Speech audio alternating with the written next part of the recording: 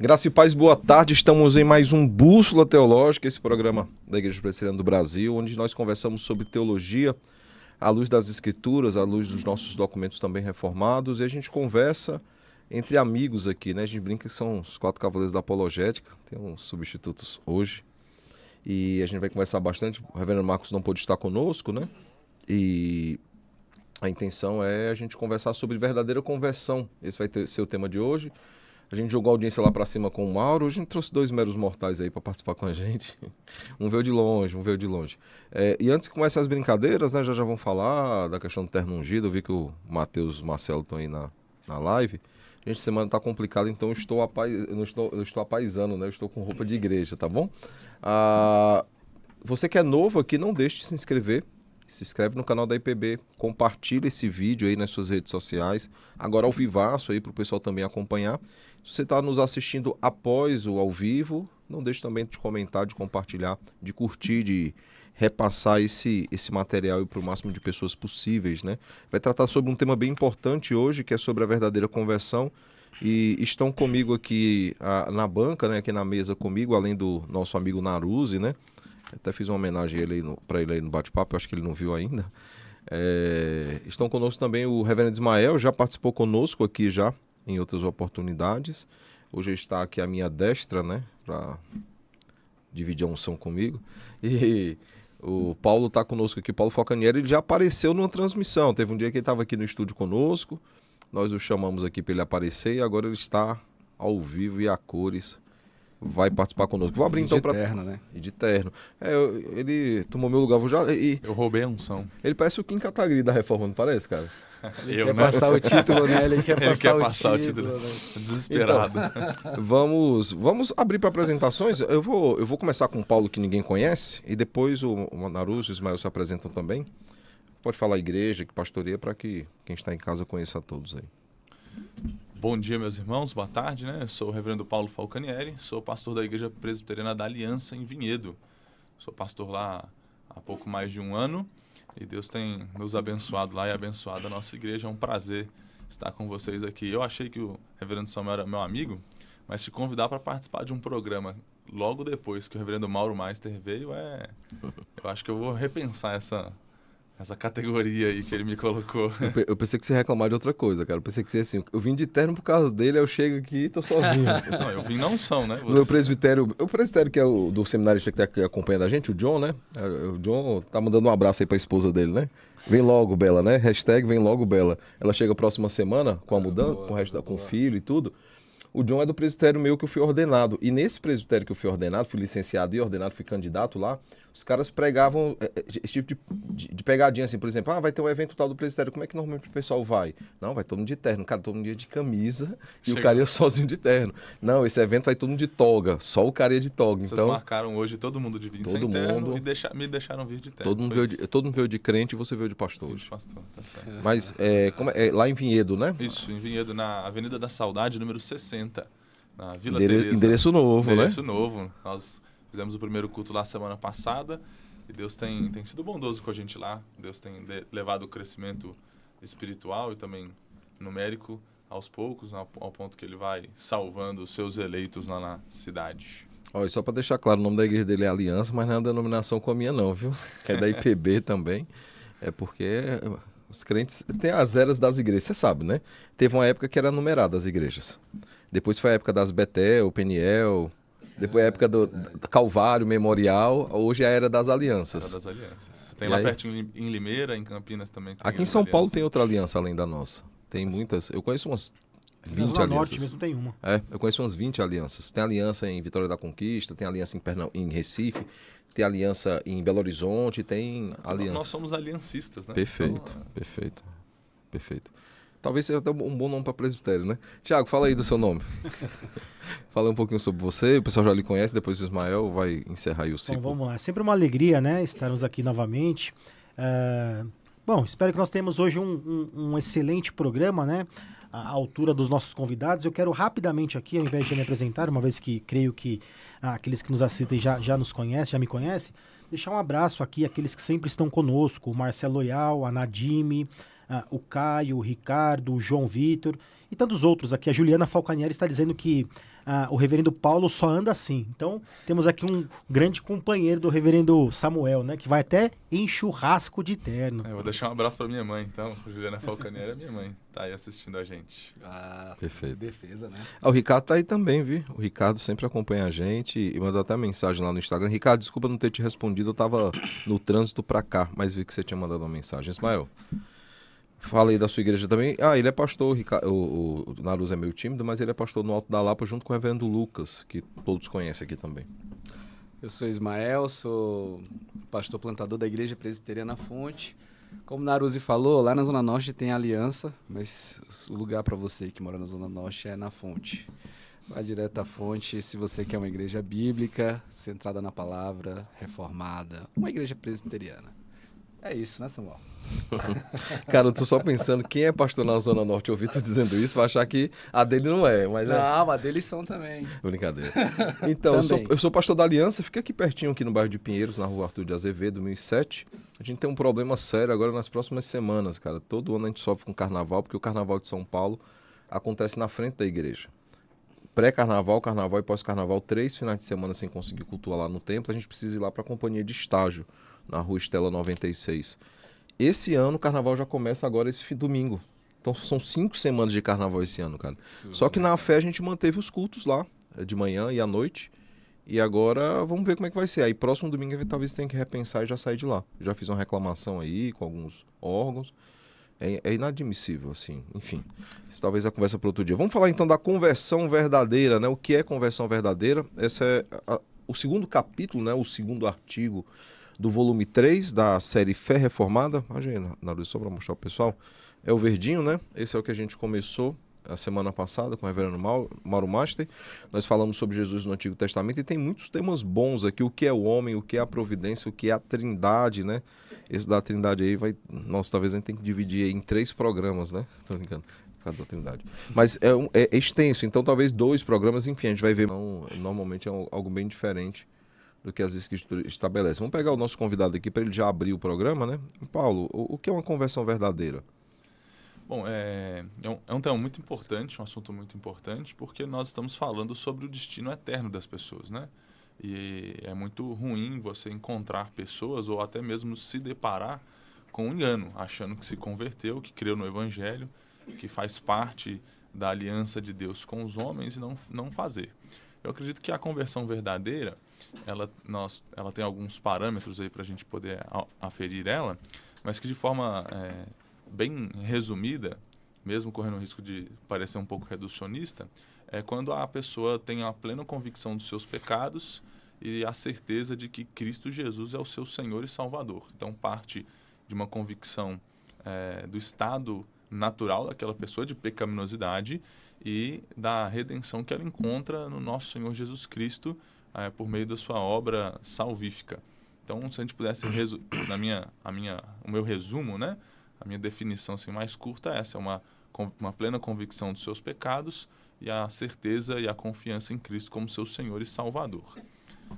Perfeito. É importante até fazer essas pontuações, né? Nós temos a Ordo Salutis, né? Nós reformados, todos têm, todo o sistema doutrinário tem, mas para nós a Ordo Salutis ela tem uma sequência diferente, por exemplo, dos arminianos. Exatamente. Para nós, a regeneração depois a conversão. E é baseado em João 3, né? É necessário nascer de novo, o espiritual só vai discernir de coisas espirituais. E aí, uma vez regenerado, a pessoa é apta para responder afirmativamente a um chamado que é irresistível. Porque não tem lógica alguém nascer de novo e dizer não. Sim. E essa pessoa vai ser o quê? Um regenerado não salvo. E aí, após isso, vem a conversão. Os arminianos entendem diferente. Entendem que primeiro é convertido, e aí nessa conversão dizendo sim, né? Aí ele é regenerado. Aí ele... Enfim. Mas é importante salientar esse processo bíblico do que acontece, né, Ismael? Exatamente. Eu acho que não só é interessante a gente começar falando o que essa conversão é, mas também é interessante falar o que ela não é, né? Porque assim a gente já começa a traçar 2 caminhos que são os caminhos propostos até pelo Stephen aí, que não é um mero rompante emocional, não é uma mera experiência que te faz chorar, e não é um mero surto, não é uma espécie de choque térmico da alma, né? Que é, do nada eu tenho essa experiência e eu entendo que agora tem que ser assim. Porque levando em consideração a frase do Samuel acerca da teologia coach do momento, e muito parece, inclusive hoje mesmo, nos meus stories eu vi alguém que postou algo sobre Deus, não lembro quem era, e a frase era: Deus não se explica, Deus se sente, né? Então a gente vive numa era muito da sensação. Então, uma coisa que talvez a gente possa já pontuar, né, para manter já fixo na memória e no entendimento, é que conversão não é um mero rompante de uma sensação. Não é um mero choque térmico da alma, como a gente falou. Não é essa experiência só que me fez chorar e fez entender: aqui é meu lugar. Aquele pastor falou coisas que afagam o meu coração. E Deus... E envelopar isso, né, com uma mística, com um lacinho de fita. Então, conversão não é isso. Então, conversão vai ficar mais explicado ao decorrer do programa, sim, né? Sim. É tudo aquilo que talvez a gente possa tocar e pontuar durante essa edição de hoje. Mas deixa eu falar uma coisa. A minha monografia no seminário, eu concluí em 2009, né, mas comecei a escrever em 2008, foi sobre comunicando o evangelho no século XXI, desafios e perspectivas numa sociedade pós-moderna. E aí eu discuti muito essa questão já de um começo de um evangelho estranho. Não é algo novo, a história da igreja sempre lidou com esses evangelhos estranhos. O próprio Paulo lá em Gálatas fala sobre isso, né? Que se espantava, né? Que tão rapidamente eles haviam abandonado o verdadeiro evangelho por um outro evangelho. Aí o Mark Shaw, que é um cara que eu cito na minha monografia, ele começa dizendo o seguinte, ó: enquanto a natureza da Bíblia estava sendo debatida, a própria Bíblia estava silenciosamente caindo em desuso na igreja. Aí ele fala, continua, né? A mente consumista não invadiu apenas a igreja, mas também influenciou a nossa teologia. Um cristianismo terapêutico que me ajuda a criar meus filhos, renovar minha vida matrimonial e desenvolver todo o meu potencial substituiu o cristianismo mais antigo e doutrinário que se preocupava com questões relativas a Deus, ao pecado, à salvação e à cruz. Então, isso em 2004. Traduzido para o Brasil pela Mundo Cristão. Então vamos dizer que ele escreveu aí pelo menos um ano antes disso, né? Porque às vezes a tradução, naquela época demorava até mais. Bem então mais. Há muito tempo já se fala sobre isso. A questão é que sempre existiu na história da igreja esse falso evangelho que ele foi recebendo nomes. Ele já recebeu o nome e sempre tendo o humanismo, né, como pano de fundo, mas ele foi recebendo nomes. Hoje o nome é coach, é o evangelho coach, mas é só uma nova roupa. Uma nova roupagem para uma coisa que já é antiga já. E eu tenho outras citações, se eu começar a ler, você vai falar: esse cara escreveu agora, publicou no Twitter essa semana, e não é. Então, para compor um pouco do que você falou, dando como exemplo prático mesmo, né? Ontem, no Encontro de Homens, a gente tem um Encontro de Homens online durante a semana. O nosso encontro é a partir das 21 horas, né? Porque a dinâmica de São Paulo é essa. Quando o cara chegou, conseguiu jantar, e aí a gente vai entrar online. E aí a gente comentou ontem, estava comentando com eles, que como foi difícil fazer a bibliografia que a gente vai estudar esse ano. Por quê? Porque o material parece que é produzido até no nosso meio, assim, no nosso meio, que eu quero dizer, meio evangélico, né? Para homens, é justamente essa pedagogia de como ser como exercer sua masculinidade, né? Como se organizar financeiramente, como, e dificilmente parece que a gente encontra algo que leva os homens para esse lugar de quebrantamento, de entender sobre a realidade da verdade, do juízo, do ser sacerdote e de alguém que leva e tem essa responsabilidade, até mesmo isso, né, Samuel? Naruse e Paulo. A ideia do próprio sacerdote. Quantas vezes não nos é dito na própria igreja, sou sacerdote da minha casa. E o que ele quer dizer com isso? Eu que vou prover o sustento, eu que vou prover o financeiro, eu sou sacerdote do lar nessa perspectiva e não na perspectiva do eu sou aqueles que levam, eu sou aquele responsável por levar a minha casa ao Senhor.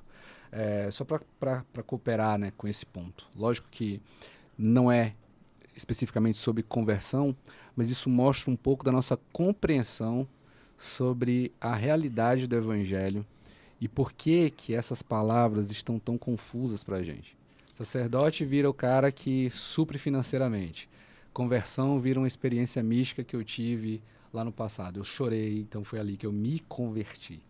Deixa eu trazer um contraponto aqui, para que a gente pense também no seguinte sentido.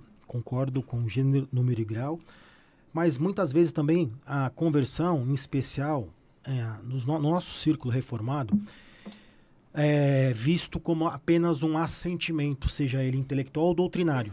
Coisa Então mais eu acho racional, importante, exatamente, a gente, se de um lado a gente não pode enfatizar que a conversão é algo meramente emocional, existencial ou emocionalista, se assim eu posso dizer, a gente também tem que ressaltar a importância de dizer que conversão também não é meramente assentimento intelectual. Hoje em dia, existem muitas pessoas, é só você clicar aí na internet, que sabem muito do que estão dizendo, mas aquilo que nós vamos chamar de fruto, que advém diretamente, seja da regeneração ou da conversão, não são evidenciadas. Por exemplo, eu gosto muito de falar sobre afetividade, como um dos indicativos de que alguém nasceu de novo. Ou seja, Jesus não está simplesmente preocupado em depositar novas ideias ou corrigir ideias do nosso intelecto. Ele é alguém que também está intimamente ligado em hierarquizar os nossos amores. Sim. Então, eu entendo que nós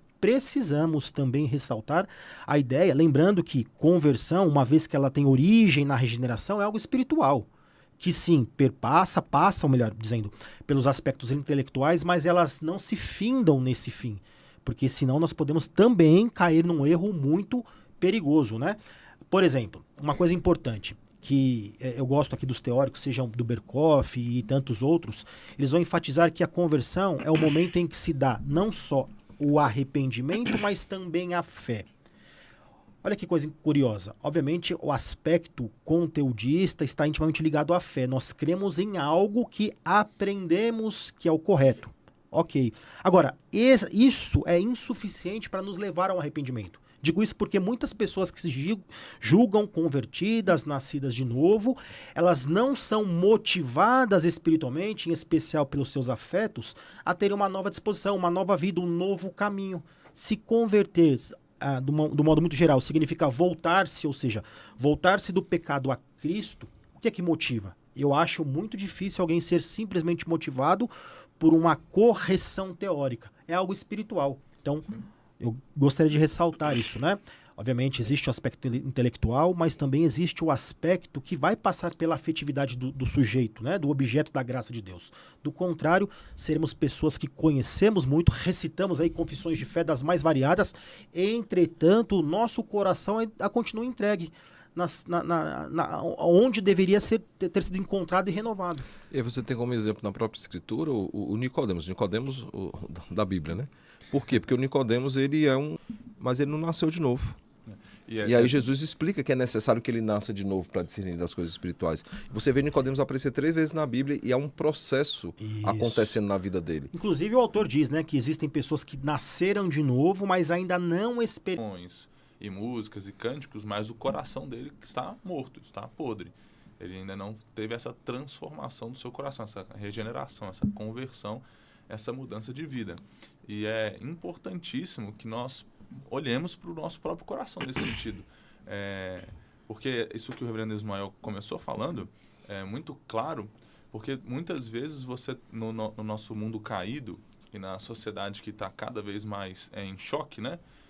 Entre os lados que são opostos, gente que está se achegando à igreja por conta dos valores, dos princípios éticos e morais do cristianismo. Se não até mesmo estéticos, porque é belo algumas coisas.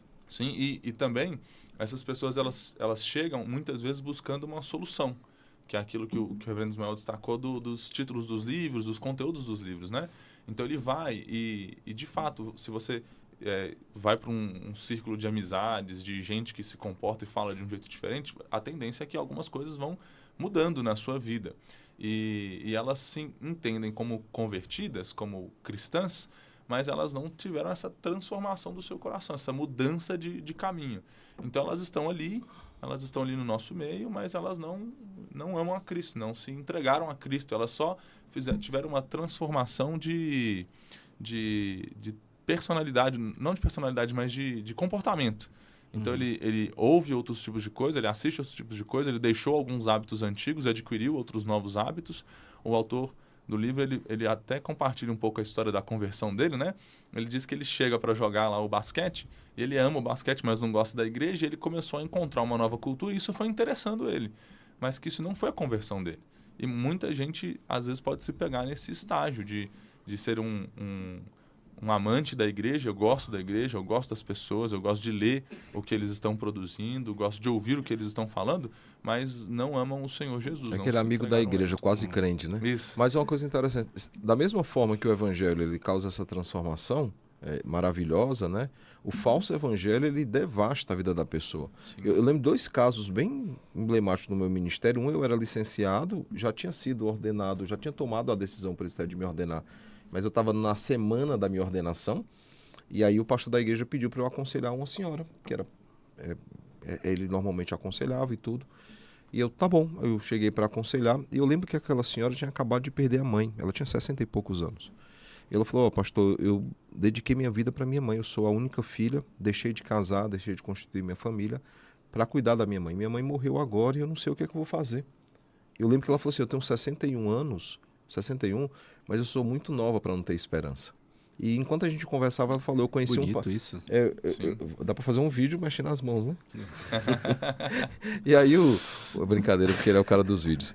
E aí, ela chegou e comentou um negócio assim, Ismael, falou assim, eu fui numa igreja e o pastor me falou que se eu aceitasse a Jesus, tudo ia dar certo na minha vida e as coisas não estão dando certo. E eu tive que explicar o evangelho para aquela senhora. Eu lembro de um outro caso, numa cidade, que eu pastoreei, que eu tinha perdi meu pai em 2011, né? E eu preguei na igreja no domingo antes de perder meu pai. E logo depois eu recebi a notícia, porque eu subi para o púlpito já com suspeita, pedi para um médico que eu tinha sido pastor em Fortaleza para dar uma investigada, porque não queriam dar notícia para a família. Descobri, voltei para Fortaleza, enterrei meu pai. No outro domingo eu já tinha que estar pregando na igreja já. Tinha, porque o ministério pastoral é isso, né? E aí, nessa pregação eu comentei, Deus tem confortado nosso coração. Aproveitei para fortalecer a fé dos irmãos que estavam ali também. E o tema estava dentro disso. Uma família me procurou depois e falou, pastor, o senhor pode jantar lá em casa? Eu fui jantar na casa, era uma mãe com 2 filhas, e falou, eu perdi meu esposo, não sei se o senhor sabe, 1 ano em alguma coisa, e o pastor sempre prometeu que se a gente tivesse fé, ele ia ser curado. E ele morreu. E as minhas filhas não conseguem mais crer nesse Deus que faz promessas e não cumpre. E aí eu tive que explicar o evangelho, explicar a teologia. Então, assim, é difícil esses falsos evangelhos, eles devastam a vida do sujeito, eles acabam com a vida do sujeito. O falso evangelho, ele também vem acompanhado, muitas vezes, de uma falsa descrição do que é a conversão, que, em solo nacional, por muito tempo, foi apenas uma aderência a certos tipos de usos e costumes, né? Algo externo ao invés de interno. Então, eu acho interessante, desculpa, reverendo Ismael, é só a gente enfatizar essa ideia de que conversão é algo espiritual que tem sua origem, sim, na regeneração, e se a regeneração nada mais é do que uma nova disposição espiritual, obviamente o intelecto, a volição e os afetos serão alterados, nunca um em detrimento de outro, né? Sim. O próprio Stephen Homem Pequeno, né? É Small, o nome do cara é Homem Pequeno, né? Pequeno Homem. Pequeno Homem fica mais legal. Mas ele traduzindo o que ele fala no meio, quando ele fala desse texto, ele fala sobre, quando ele aborda o nascer da carne e o nascer do espírito. Isso é muito bonito da forma que ele coloca, e talvez uma forma, inclusive, vou fazer propaganda aqui do livro da nossa editora aí, né?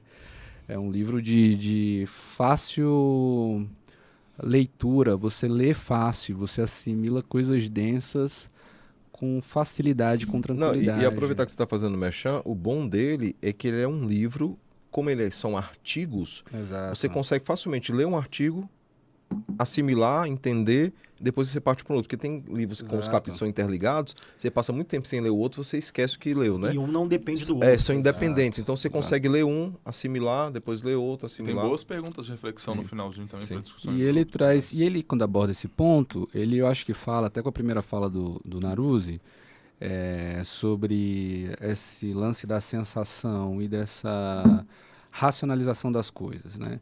Quando ele apresenta o nascer da carne e o nascer do espírito, e aí eu acho que traduzindo para quem está conosco aí na live, você não escolhe quando nasce. Né? Você não diz assim, mãe, vou nascer semana que vem. Né? O nascer não é um fruto nosso propriamente nosso.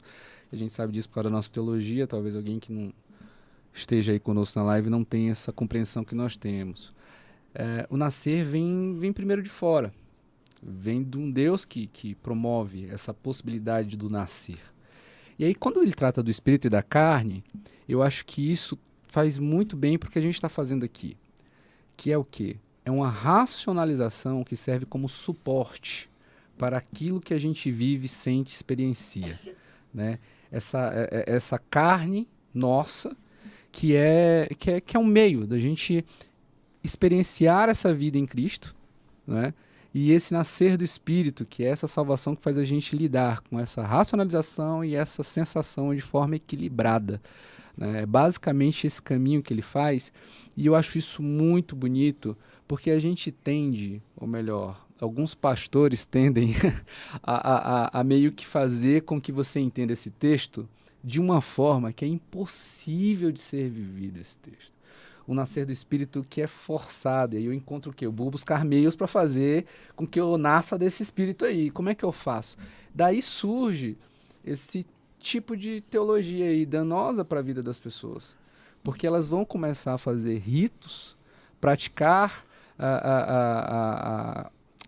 não a liturgia, acho que não é a melhor palavra, mas praticar esses ritos, viver esses ritos não por entendê-los ou buscar caminhar ao lado desse Cristo que os tocou e os chamou. Não por amor e fidelidade. Mas Cristo discute sobre essa questão, que o externo precisa ser um reflexo do interno. Que quando isso não acontece, Exato. há uma hipocrisia lá. Aí, por exemplo, eu já passo por Naruse, você tem, por exemplo, Isaías 1, de 10 até o 17, né? Até o 20, que depois tem um convite da graça. Mas ele fala assim, ouvi a palavra do Senhor, vós príncipes de Sodoma. Prestai ouvidos à lei de nosso Deus, vós povo de Gomorra. De que me serve a minha multidão dos vossos sacrifícios, diz o Senhor?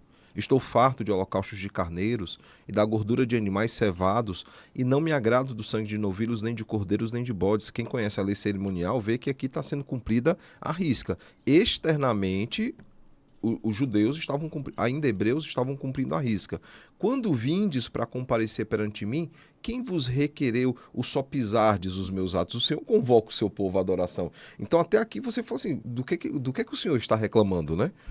Não continueis a trazer ofertas vãs, o incenso é para mim abominação. E também as festas da lua nova, os sábados e a convocação das congregações. Você fala, cara, Deus está criticando aqui a lei cerimonial. Por quê?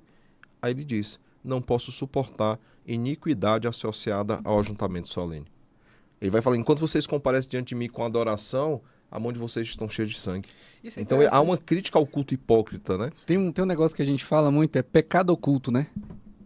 Em outras palavras, não existe pecado oculto. Tudo está diante de Deus. Diante do Senhor não existe pecado oculto. Existe pra gente, né? Aos nossos olhos. Aos nossos olhos, mas de Deus nunca. Tem uma pergunta aqui, mas antes de eu lançá-la aqui aos irmãos, deixa eu só fazer um brevíssimo resumo da nossa ordem de salvação, né? A ordem Ordo Salutis, na perspectiva reformada, até para que as pessoas entendam aqui aquilo que o reverendo Samuel já nos trouxe no início, né? Então nós entendemos como, nós reformados, houve uma eleição na eternidade, em aqueles que haveriam de ser salvos, que no tempo presente... Mas deixa eu pedir uma coisa, então. Não consegue projetar aqui a Ordo Salutis para quem está em casa, não? Aquela... Passa para ele. Eu vou até aproveitar enquanto... Porque eu acho mais didático. Você expõe, e aí você pode expor tranquilamente. Tá. Ele vai te passar, viu... Não, mas colocando na live já tá ótimo já. É a Ordo Salutis, ele passa aquela clássicazinha que tem, que é um desenho bem bonitinho, parece uma montanha. E eu vou até aproveitar... que eu fiz aqui, tá? Pronto, eu vou até aproveitar para o Ricardo. Ricardo, explica, você fala sobre Hebreus 6, porque tem muitas discussões em Hebreus 6. Números, né? O que você está falando especificamente, tá? Porque desde o 5 já tem uma discussão em Hebreus 5. Eu acho que ele está perguntando se eles eram pessoas convertidas ou não, né? Mas eu queria só... Porque assim, no 5 já começa a construção da argumentação de Paulo, né? Ou de Paulo não, do escritor de Hebreus. Alguns acham que foi Paulo. Cara, eu não acho que foi Paulo. Tá junto com Calvino aí. Não, Calvino acho que não foi Paulo, não. Calvino disse que é impossível. Calvino fala... Ele fala que há indícios que mas ao mesmo tempo é impossível ter sido Paulo. E ele vai explicar a questão de algumas linguagens lá. Não, eu acho que foi Paulo e Lucas, cara. Eu acho que foi escrito a duas mãos. Porque há aspectos de Paulo no texto, mas há também impeditivos para que Paulo escrevesse. E há aspectos de Lucas, por exemplo, Hebreus 11 é Lucas escrevendo Atos ali. É o mesmo estilo de escrita, mas há também impedimentos para o escrito. Por exemplo, não ter uma saudação inicial, para mim, Sim. é um elemento que Calvino até levanta. Dificulta ter sido Paulo. Enfim, mas mandei, o viu, autor Ronix? aos Hebreus, ele já vem desde o capítulo 5 já discorrendo sobre a questão da salvação e o ápice é o 6, né? Então, Ricardo, só põe para a gente aí exatamente qual é o questionamento e a gente vai responder, tá? A gente vai colocar aí para vocês a Ordo Salutis, para vocês, enquanto o reverendo Tiago vai expondo aí, degrauzinho por degrauzinho, da Ordo Salutis, para vocês entenderem. Tem muita gente que está em casa e nunca ouviu falar desse termo, né? Que é a ordem da salvação. Como se dá como a redenção acontece aí na vida dos eleitos, né? Os calvinistas, não, os arminianos também têm uma ordem da salvação que é diferente da nossa. Acho errada e incompleta, mas... Se achasse certo, era, né? De certa forma, a gente, quando eu visualizar aqui, pelo menos na minha perspectiva, a ordem Salutis arminiana, ela carrega um tom meio que meritório. Sim. A gente vai apresentar aqui, talvez fique mais claro para aqueles que nunca ouviram, né? A hora que estiver pronto, Ronix, aí você me avisa, por gentileza. Ronix, apareceu aqui para mim, ou talvez seja a minha internet que está desconectado o chat. Você tá normal aí? Aqui pra mim tá rodando. Então o Ricardo complementou aqui, viu, Samuel? Tá, eu vou atualizar aqui o YouTube para Ele mim. pergunta se Hebreus 6 mostra o que é o emocionalismo no momento e o que é verdadeira salvação. Acho que ele pegou um gancho na fala, né, do reverendo Ismael. Eu, particularmente, eu tenho uma interpretação de Hebreus 6 que não sejam pessoas ali ou algo... Os iluminados, né? Exato. Eu entendo que seja uma hipótese levada ao extremo. Né? Ele usa... tanto que ele enfatiza duas vezes, é impossível, né? Ele está levando o argumento ao extremo para provar o seguinte: se alguém pudesse perder a salvação, não conseguiria tê-la novamente, porque Cristo teria que morrer novamente pelos seus pecados. Até porque se eles fossem de fato ali pessoas que experimentaram daquilo que nós chamamos de salvação, Deus haveria, ainda que na perspectiva arminiana, errado na sua eleição. Vamos falar da perspectiva arminiana, de presciência. Então, a sua presciência, o seu conhecimento antecipado havia falhado. Quanto mais para uma visão reformada, que Deus não adivinha, muito menos antevê o fato, mas decreta, é inadmissível. Então, excluído as duas hipóteses mais gerais que devem fundamentar o restante, eu entendo que ali é um argumento levado ao impossível. Né? Não, e outra coisa importante também, vamos botar a ordem. A outra coisa importante também é lembrar, para quem está em casa e arminiano aí está acompanhando, não falaram para vocês a história toda, não. Arminiano crê em eleição. Sim. Agora a eleição para o arminiano batismo é infantil, condicional. por aspersão. Aí, Armínio, você vai ler lá Armínio, você vai ver que o cara era aspersionista, defendia o batismo de crianças. Inclusive, tem um BO, a gente já conversou sobre essa obra aqui que foi lançada no Brasil, que uma editora aí pentecostal, ela tirou, né, a expressão aspersionismo e colocou imersionismo. Foi chamada a atenção na internet, foi colocado obra a obra, uma ao lado da outra, a original e a tradução, e aí na segunda edição eles colocaram que optaram propositalmente... Isso, que a tradição deles entende, né? Optaram por mudar o termo, ou seja, cara, esse livro não publica, é simples. Você vai publicar um livro que o cara defende outra coisa, vai dar B.O. Então, mas isso me lembra, como eu estudo muito por Ricoeur, que é um francês, tem uma entrevista dele quando ele ainda está vivo, que ele é idosinho, e aí o entrevistador pergunta para ele como é saber que existe muita gente ao redor do mundo inteiro que estuda, faz mestrado e doutorado, né, na obra dele. E aí ele solta uma frase que para mim me marcou muito, que ele fala assim: é muito interessante porque muita gente é doutor em coisas que eu nunca disse. Pegando essa sua fala, se Armínio estivesse vivo, com toda certeza ele não se sentiria representado por aqueles que se dizem arminianos, porque, na verdade, eles aderiram, ao meu ver, à minha leitura, respeito quem lê de forma contrária, mas um teórico que, aos seus olhos, contrapõe a visão que eles, de certa forma, não conseguem aceitar, que é o calvinismo como um todo, e adotaram como seu teórico, vamos dizer assim, mas, na verdade, ele não se encaixa nessa tradição, nessa teologia, né, como um todo. Bom, vamos lá. Deixa eu apresentar então rapidinho aqui essa questão da Ordo Salutis para a perspectiva reformada, né? Então, existe uma eleição, Deus elegeu, não vou entrar aqui na dupla predestinação, mas enfim, lá na eternidade Deus elegeu o seu povo. E aí, quando ele cria este mundo, ele precisa chamar esse seu povo. Então, nós temos aqui o chamado eficaz. A pregação do evangelho a gente chama de chamado geral, é um discurso, mas é a ação do Espírito Santo no coração do eleito que traz esta eficácia, que na teologia sistemática é chamado de chamado eficaz ou vocação interna. Uma vez em que o coração do eleito é chamado pela pregação do evangelho, ocorre aquilo que eu vejo ser o fenômeno mais extraordinário de toda a história humana, que é o novo nascimento.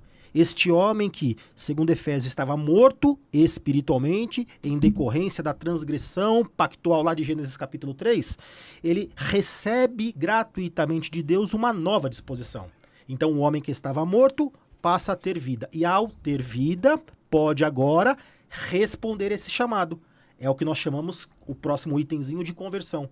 É o momento em que ele está apto a ouvir, manifestar fé e arrependimento. Então, só para sintetizar para quem está com a gente aí, esse último movimento, você falou que é o movimento que a gente chama de conversão. Isso, ele é depois, você ele pode é repetir aí o que é isso? Da regeneração. Da regeneração. É o momento em que nós manifestamos fé O momento que e manifestamos arrependimento. fé Então, e arrependimento. Isso, para os Ótimo. calvinistas, a fé ela é consequência do novo nascimento, não causa. Então, nesse momento, Porque o justificados... arminiano ele vai ver diferente. Ele crê que há conversão e em decorrência da conversão, novo nascimento. Isso, é a E aí fé dá que vai ao homem- promover. Dá ao homem a decisão, porque o homem se converte, né? Converte a si Por isso mesmo. que é e meritório. aí ele nasce de novo. A gente entende que Deus nos faz nascer de novo, logo ele nos converte. Que é a experiência em João 9 do cego, né?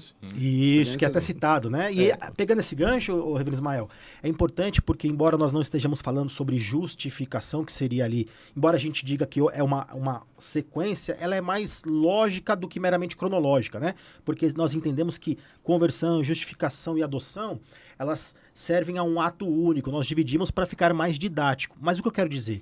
Porque nós também temos uma tendência de enfatizar na conversão ou na regeneração apenas o aspecto judicial, que é a tal da justificação. Lembrando que não é só isso. Deus nos justificou para que possamos agora sermos vistos nos méritos de Cristo como filhos de Deus. Então eu quero dizer que a conversão também traz a nós o aspecto de filiação. Ou seja, existe também o aspecto afetivo. Eu olho para Deus, que outrora era meu inimigo, alguém que não me trazia encantamento, eu vivia correndo dele, e passo a ter, a partir desta regeneração que me leva à conversão, um relacionamento também afetivo, não meramente intelectual. Então eu insisto nessa tese, que nós precisamos, à medida da capacitação do Espírito Santo, levar os nossos ouvintes ao encontro encantador com este Deus, não apenas algo jurídico. E aí você tem, por exemplo, Efésios, né? Efésios 1 é um clássico, né? Mas você vê a continuação ali dos benefícios eternos da ação da Trindade nas nossas vidas. Vai falar assim, Paulo, verso 15: por isso também eu, tendo ouvido a fé que há entre vós no Senhor Jesus e o amor para com todos os santos, não cesso de dar graças por vós, fazendo menção de vós nas minhas orações, para que o Deus de nosso Senhor Jesus Cristo, o Pai da glória, vos conceda espírito de sabedoria e de revelação no pleno conhecimento dele, iluminados os olhos do vosso coração, para saberdes qual é a esperança do seu chamamento, qual a riqueza da glória da herança dos santos, e qual a suprema grandeza do poder para com os que queremos. E aí você vê a ação sempre de Deus, né? E aí é interessante, porque depois ele vai discorrer sobre outras coisas, mas ele fala um negócio, verso 20, ó: o qual exerceu ele em Cristo, ressuscitando dentre os mortos e fazendo-o sentar à sua direita nos lugares celestiais. E aí no capítulo 2, quando ele fala da obra redentora em nós, a ação que Deus faz em nós, ele vai falar o seguinte: e ele nos ressuscitou e nos fez assentar. Então aquilo que acontece com Cristo, porque fomos adotados como filhos, também acontecerá conosco. E uma visão bem amilenista, né? Já nos fez assentar. Já e ainda não, né? Já aconteceu, mas acontecerá. Só para pontuar um pouco dessa emoção que você falou aí, Naruso, eu acho que para dar chão também, para todo mundo, e a gente colocar em panos... Afetividade, né? Só Isso. para dar uma distinção, porque a emoção tem mais um aspecto irracional, né? Então, mas é essa distinção que eu ia fazer agora. A gente tem que separar muito bem esses dois termos, e separar muito bem como eles se expressam. E, em certa medida, na vida, várias vezes nós nos apaixonamos, nós nos encantamos, tanto que o termo é esse, encantado, né? E várias vezes a gente olha para trás e fala assim, como? Meu Deus, como pode? Aí chega a maturidade, todos nós aqui somos casados, E aí a gente tem o encontro real com aquilo que de fato é amor. E esse amor exige de mim tanto a expressão dos meus afetos, quanto a minha responsabilidade. Então a vida se apresenta de forma mais raiz do que vento, mais sólida do que sopro. Então a gente, quando fala dessa afetividade, na perspectiva que o Naruto traz pra gente, a gente está falando de um relacionamento responsável, maduro, e que me faz sim ter a experiência de amar e demonstrar tudo isso que acontece dentro de mim. Voltando um pouquinho mais para trás, é basicamente aquilo que o Samuel trouxe, que essa experiência de conversão e esse caminhar no Evangelho de Cristo Jesus é, na verdade, a expressão fora do que primeiro aconteceu dentro, né? É o jorrar para a eternidade, né, Paulo? Isso, né?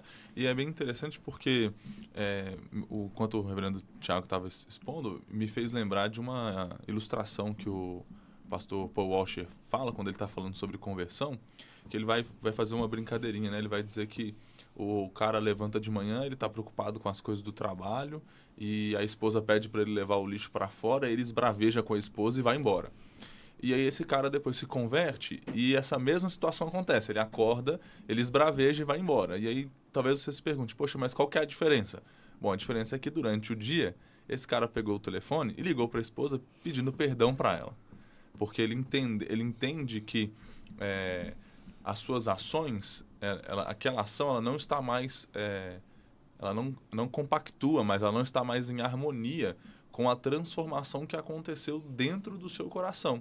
E que não é por conta da esposa, ou não é muitas vezes nem por conta do afeto que tem com o outro ou consigo, mas é pelo amor que tem a Deus. Então é uma coisa que parte do interior para poder ser expresso. E é mais genuíno. E ele é menos hipócrita. Porque ele não é uma busca por um benefício.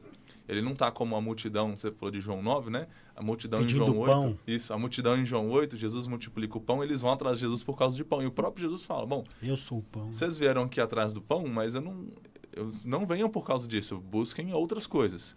E aí, lá em João 9, ele vai curar o cego não sabe quem foi que fez, depois se encontra com ele e aquilo que vem do interior é expresso em adoração, em compromisso, enquanto aqueles que têm, pegando o gancho do que o Tiago falou bem mais cedo, que tem a fé na sua mente, na racionalização dos conteúdos da fé, que é válido, válido importantíssimo, né? Porque quanto mais nós conhecemos da fé, melhor nos relacionamos com esse Deus, mas eles estão cegos porque eles não têm aquilo que veio do interior, aquela transformação, aquela regeneração que veio do coração e ela é expressa por meio de atitudes, de afetos. E reação, na verdade, né? Porque a gente tem...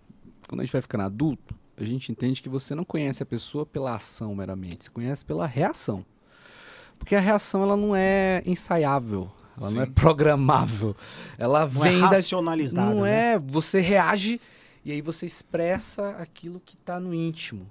E aí depois é que você começa a tentar amenizar o dano ou não. Então, a reação mostra muito do que aconteceu de fato, o que foi transformado no nosso íntimo. A ação é performática. Sim. Você pode chegar aqui, botar o terno bonito aí do Samuel, falar meia dúzia de que palavras inclusive ganhou 2 ternos maravilhosos recentemente. Ah, é? Olha só. É um ganhador de ternos, né? É um homem de ternura, né? Começou.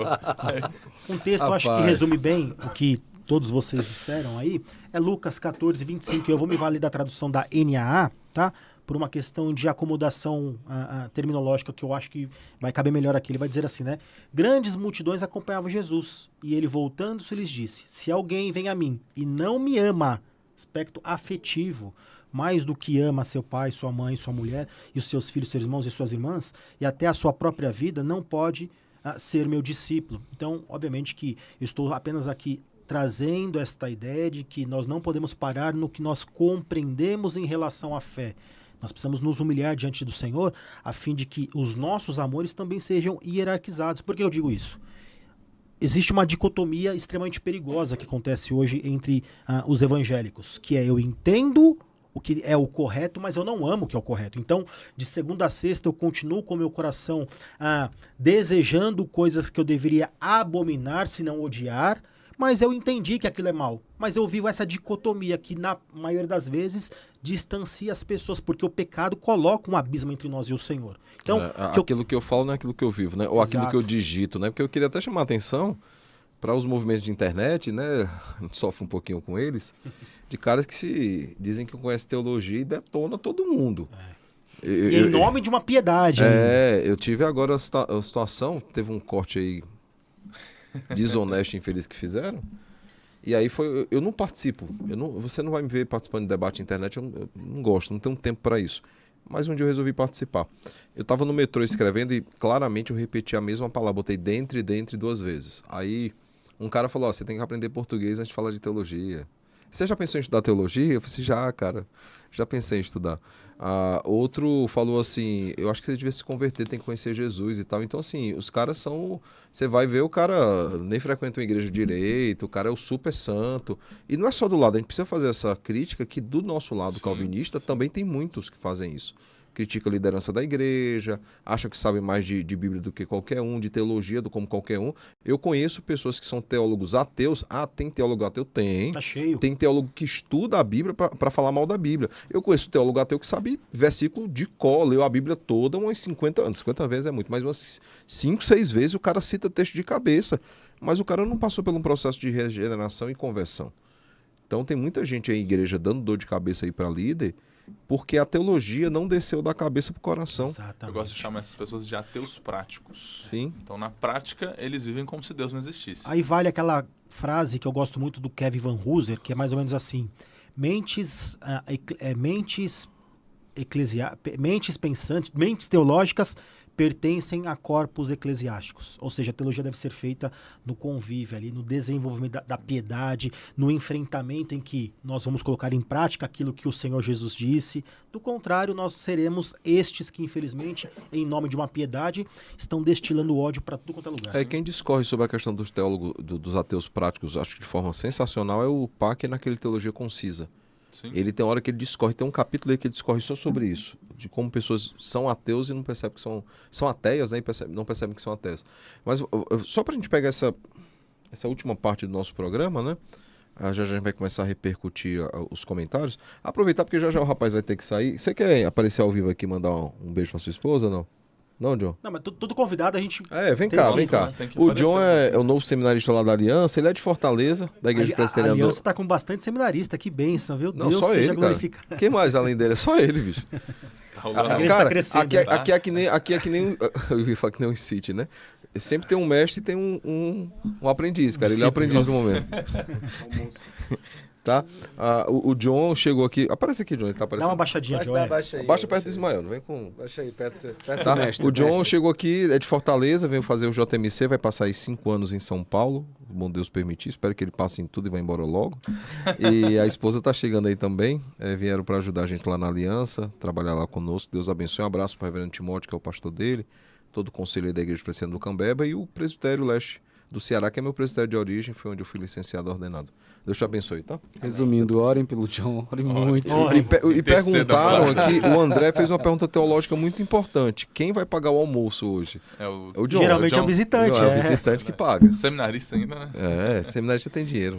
E ainda mais quando é seminarista da Aliança. Não é?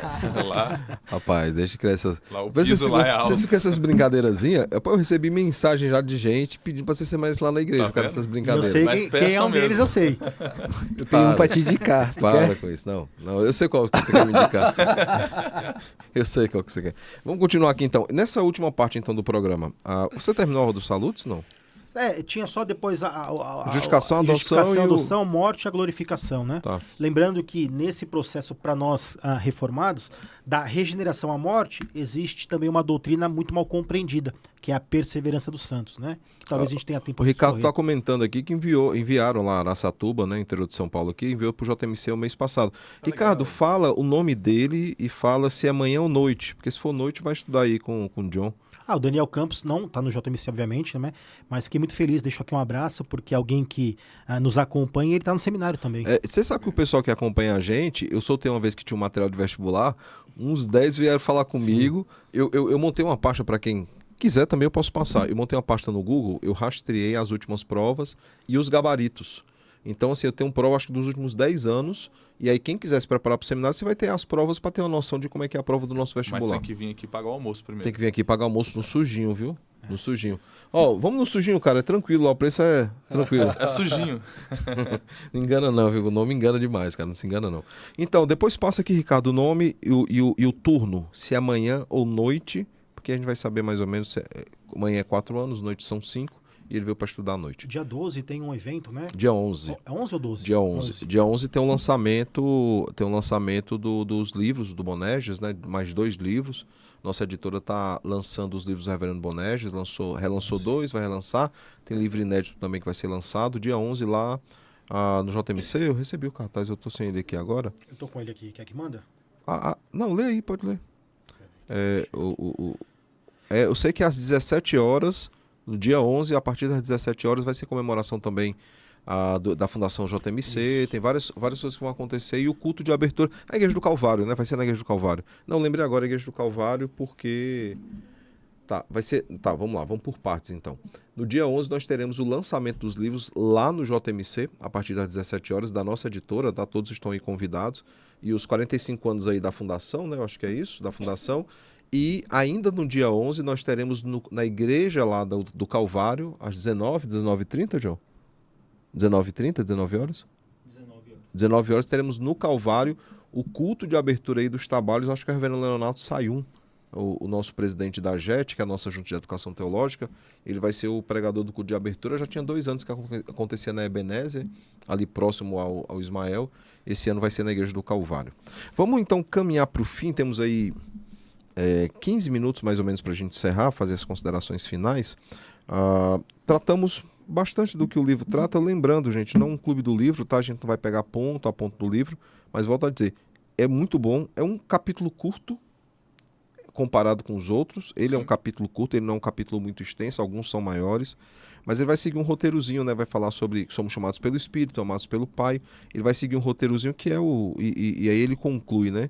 Que é justamente o roteiro, por exemplo, que Efésios segue, né? Efésios vai dando essa ideia. Vai a obra da Trindade. Né? Que o Pai, ele nos amou de antemão, nos elegeu, o Filho se entregou por nós, o Espírito Santo, ele nos cela. Então, sempre há essa ação do Deus Trino na salvação do seu povo, né? Vamos para considerações finais, fazer algumas colocações. Tem perguntas que nós não respondemos? Deixa eu dar um pente fino aqui. Não, acho que hoje as interações foram mais no que diz respeito a contribuições do que questionamentos, né? Você que já conheceu acho que é Álvaro Gabriel, já lá? Gabriel. Ele foi com a esposa, 2 filhos, ele não sabe o horário. Então deve ser de manhã, né? Você não conheceu ainda. Mas aí depois fala, viu, Ricardo? Qualquer coisa dá um toque. Deixa eu só fazer uma observação de um comentário aqui, ó. Quando, é do João Vitor, né? Quando ver um teólogo no Insta que só tem corte, se afaste. Cara, teus amigos lá, bicho. Teus amigos lá. Teus... Você sabe de quem eu tô falando. Sim, tem que perdoar. Não, o cara citou Calvino, cara. Eu não vou falar o nome aqui, mas quem acompanhou a treta sabe. O cara citou Calvino até a vírgula. E fez isso no Vejam Só. E fez o corte e pôs na internet. Eu concordo com o João Calvino comentando João 3,16. Aí fala... Quando dizendo, ele está falando de todo mundo. Aí tem uma vírgula e diz... Que vai dar todo sentido. E Jesus disse isso para que ficasse claro que a salvação não é só para os judeus. Aí ele só leu até antes da vírgula, cara. Aí eu bondosamente fui lá no Insta dele e comentei no vídeo, ó, segue a citação completa. Talvez o PDF que ele recebeu não tenha vindo completo, não, né? Não, cara... Não. Bom, vamos lá. Ou o site que ele viu na internet, ele viu aquela citação, achou bonita, sim, alguém já tinha citado errado, ele foi lá e... Pode ser o chat GPT da nossa era também, que passou.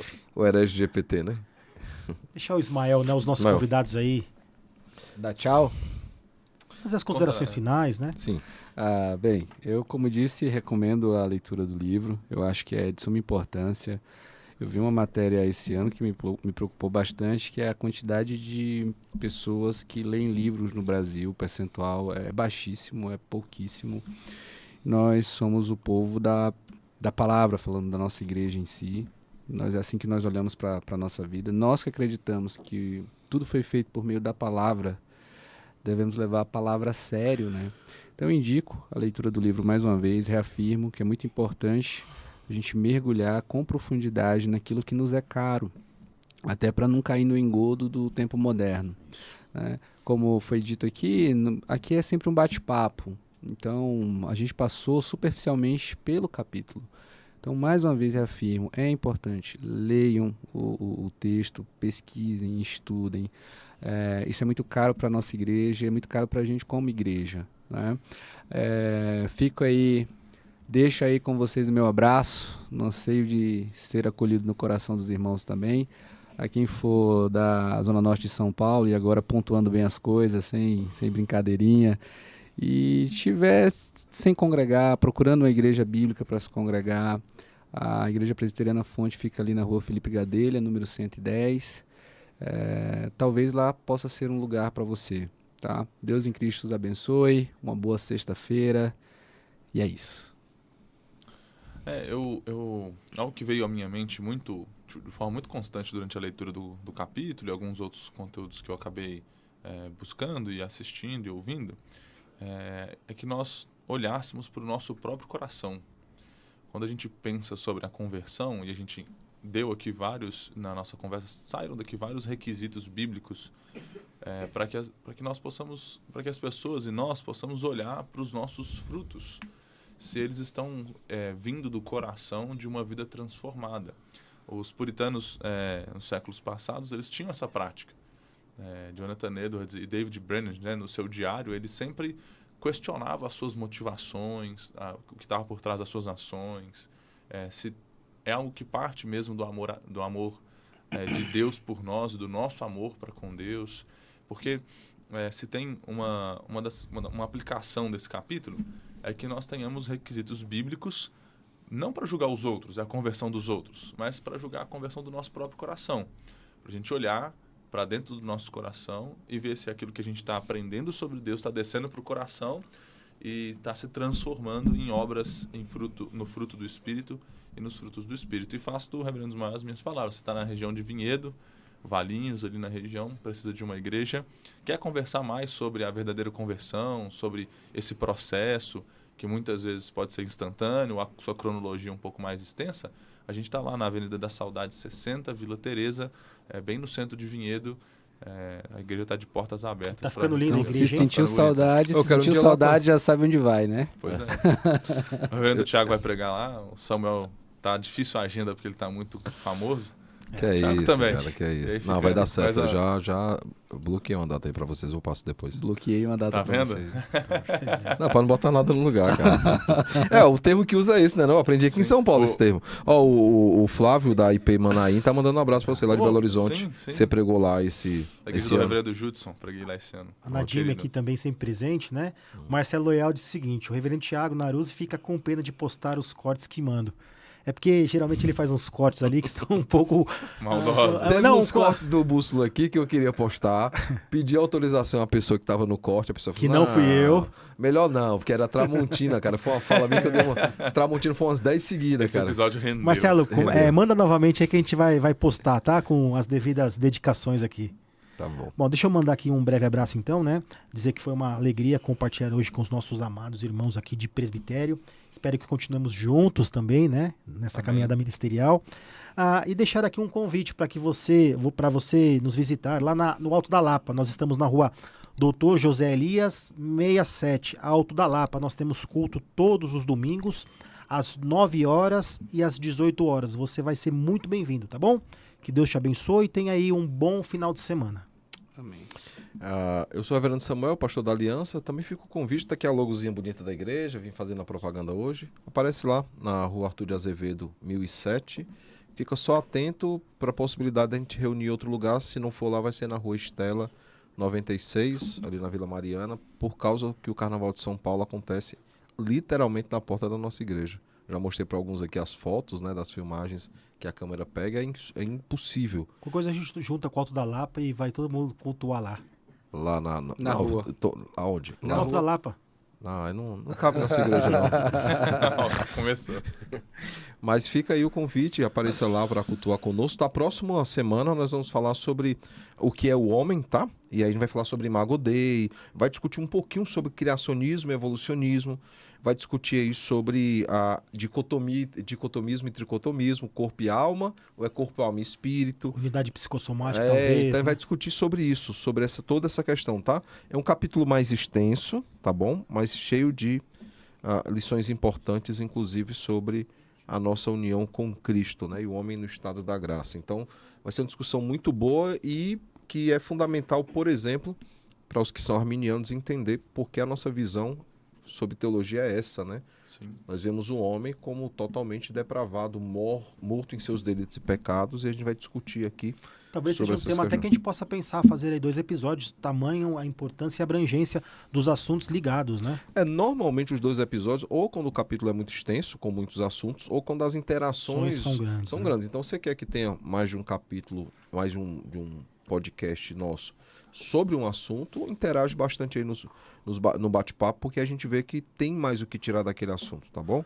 Um abraço. O então, Ricardo pergunta aqui, não, só respondendo ele, não, o reverendo Alberto é da Lapa, né? Nós somos do Alto da Lapa. O Alberto, né? Eu conheço ele como Betinho, por quê? Porque eu conheço o reverendo Alberto Filho desde a minha infância. Nós fomos da mesma igreja em Fortaleza. Então, o reverendo Alberto, ele é pastor, ele é da área de aconselhamento, um excelente conselheiro. Ele é ali da igreja da Lapa, do reverendo Sérgio Lima, tá? Ali na Rua Roma, né? A famosa Rua Roma. Tá bom, irmãos? Deus abençoe então a todos. Foi ótimo estar com vocês hoje. Que Deus continue conduzindo. Um bom domingo, tá? Não deixe de ir para a igreja, de se congregar. Procure uma igreja bíblica, uma igreja voltada aí para a centralidade das Escrituras, para adoração que glorifique ao Senhor. Tá? Nós nos vemos na próxima sexta, se o bom Deus assim permitir. Um abraço a todos. Estão perguntando se vai chamar o Eberlin, né, para tratar sobre, creio que, o criacionismo. Então, Marcelo, é pequena a parte que a gente vai discutir sobre isso. É um tópico que é criados ou evoluídos. Então, eu não sei se a gente consegue, primeiro, trazê-lo. Segundo, para um tema que a gente só vai pincelar possivelmente, porque pode ser que renda muito, eu não sei se a gente consegue trazê-lo. Tá? Mas fique em oração aí, tá? Fique em oração. Sugiram nomes aí para a gente também, dentro dos temas, vai ser muito bom. Como eu falei, a gente já passou os temas desse bloco, né, desse volume 3, aí você vai sugerindo aí. Vai dar tudo certo se Deus quiser. Deus abençoe então a todos. Um bom final de semana, uma boa semana também. Nós nos vemos na próxima sexta, se o bom Deus assim permitir. Não esquece de compartilhar e dar um like lá. Curtir, compartilhar, já vai estar disponível já no YouTube, na íntegra, para você assistir. Também nas plataformas aí de áudio, né? Spotify e outras. Já vai estar disponível também para você ouvir no carro e passar para outras pessoas. Deus abençoe então a todos e nós nos vemos no próximo programa.